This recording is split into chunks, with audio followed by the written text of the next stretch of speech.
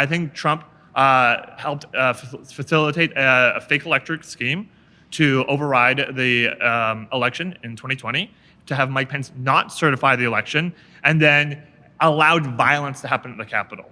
So Donald Trump gave a speech for an hour and a half where he would say things like, "Fight like hell, they're stealing the country away from us."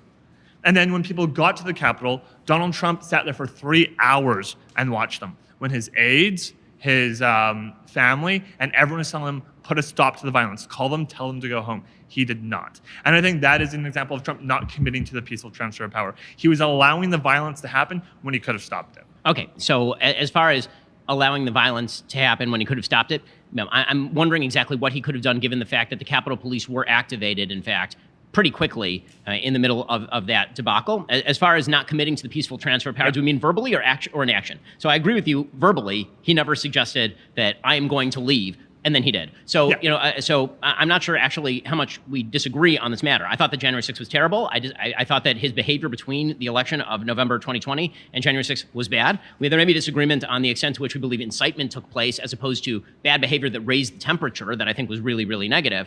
As far as not committing to the peaceful transfer of power, he clearly committed to the extent that he left, right? I mean, Joe Biden has been president for the last 3.5 years, for how much of that he's been mentally aware. But, I'm just wondering what sort of where do we disagree? Well, I'll quote you, right? January 6th was the worst thing to happen since 9/11. Right? And I just want to be clear that you agree he verbally did not want to commit to the peaceful transfer of power. He tried to stop it, yet you are still saying that he should be the president of the United States. Well, I mean, he did right? not. That is your claim, though.